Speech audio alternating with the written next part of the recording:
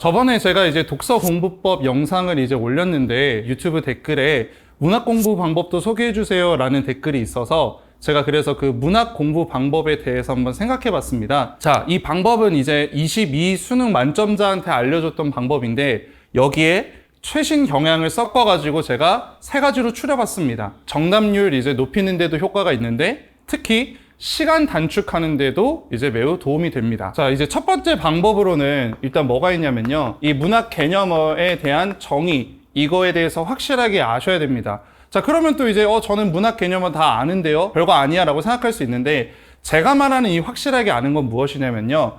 대부분 학생들은 문학 개념은 단순히 그 단어의 정의만 압니다. 근데 우리가 딱 문학 개념을 딱 봤을 때 지문에서 무엇까지도 찾아야 되는지도 이제 아는 게 진정한 문학 개념을 아는 거예요. 그래서 예를 들어가지고 이제 이런 게 있죠. 만약에 우리가 선택지에서 환상적 분위기라는 이제 단어가 이제 나왔을 때 대부분 학생들이 환상적 분위기 뭔지 다 알아요. 근데 이 환상적 분위기가 만약에 나오려면 무엇을 찾아야 되는지 이제 모르는 학생들이 많습니다. 그래서 예를 들어 이제 환상적 분위기라고 하면 비현실적으로 바꿔가지고 비현실적 어떤 분위기가 있는지 요거 찾으면 되고, 또 한편으로는 학생들이 많이 아는 인생무상, 또 아니면 또 무상감 있죠. 근데 이 무상감이라는 단어, 인생무상이라는 단어도 무엇을 이제 찾아야 되는지도 모르는 학생들이 많고, 또 심지어 정의도 제대로 모르는 학생들이 많습니다. 그럼 우리 앞으로 이제 이런 인생무상이나 무상감은 덧없음으로 바꿔가지고 문제에 대해서 접근을 하시면 될 것 같아요.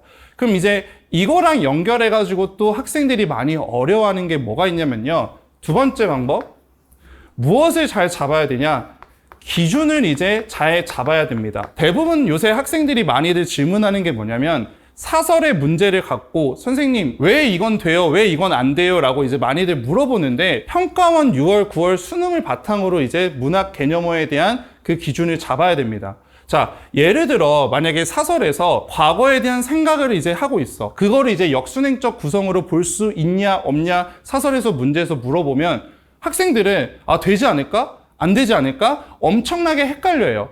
하지만 수능에서는 그렇게 애매하거나 헷갈리는 걸 절대 물어보지 않습니다. 확실하게 정해지고 확실하게 틀리거나 맞는 것만 이제 제시하기 때문에 누가 봐도 이제 지문에서 과거 회상이 딱 드러나서 역순행적 구성을 다 판단할 수 있게 평가원은 이제 출제를 합니다. 우리는 앞으로 이 기준을 잡을 때 애매한 것은 절대 잡지 말고 무조건 이제 평가원, 이 평가원 기출을 바탕으로 기준을 잡아줬으면 좋겠습니다. 자, 그리고 마지막으로 이제 세 번째 방법. 이제 요 방법은 시간 단축을 하는데 많이 이제 쓰일 수 있는데요. 학생들이 오해를 하고 있는 게 있습니다. 무엇이냐면 EBS 공부 방법인데 대부분 학생들이 단순히 EBS 수능 특강, 수능 완성 그냥 문제 풀고 채점하고 틀린 거 고치면 그러면 EBS 이제 공부를 다 한 줄 알아요. 근데 그게 아니라 우리가 EBS 공부할 때는 문제 푸는 것도 문제 푸는 거지만 어떤 작품이 나왔을 때 이 작품에 대한 어떤 특징들이 머릿속에 떠오를 수 있게 그렇게 공부해야 됩니다. 예를 들어 우리가 컴퓨터에서 중요한 폴더를 정리하듯이 이렇게 작품 하나를 만약에 공부하게 되면 작품의 이제 특징들을 이제 우리가 확실하게 알아야 됩니다. 근데 여기서 특징이라고 하면 시험 문제에서 지문에서 많이 나올 만한 것들, 그것들을 얘기합니다. 자, 예를 들어서 이제 무엇이 있냐면요. 만약에 소설로 본다라고 하면 우리 수능 완성에 이제 나온 소설 중 하나인데 고장난 문이라는 소설이 있습니다. 근데 이 소설의 특징은 뭐냐면 이 구성 자체가 액자식 구성이에요.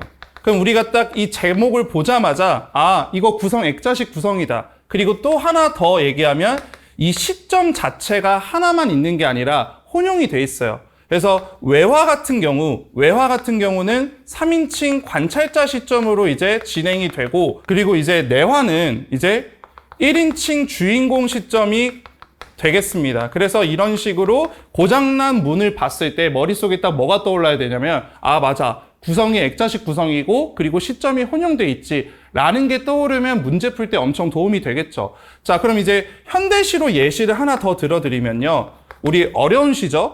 김춘수의 이제 꽃을 위한 서시라는 시가 있습니다. 근데 이 시를 딱 봤을 때, 제목을 딱 봤을 때 나 이거 했던 거야. 이렇게 하면 안 됩니다. 이 김춘수의 이 시의 특징은 뭐냐? 내가 존재의 본질을 탐구하는 게 이게 시의 주제예요. 그러면 이 존재의 본질을 탐구한다라는 그 주제가 생각나면서, 그리고 그 시의 특징 중 하나가 탐구를 하고 있는 상황, 그리고 또 탐구를 하지 못한 상황, 그리고 또 결국 미래에는 내가 탐구를 할 것이다 라고 이야기하는 그 상황에 대해서 구분을 확실하게만 머릿속에 집어넣으면 됩니다. 자, 그래서 제가 이렇게 크게 세 가지로 나누어서 이제 설명을 한번 드렸는데요. 이제 문학 개념어 공부, 그 다음에 이제 기준 잡기, 그 다음에 EBS 공부 방법에 대해서 설명드렸습니다. 요 세 가지를 9월 평가원 보기 전에 한번 열심히 한번 해보시면 성적 향상과 시간 단축에 대해서 도움이 되실 겁니다.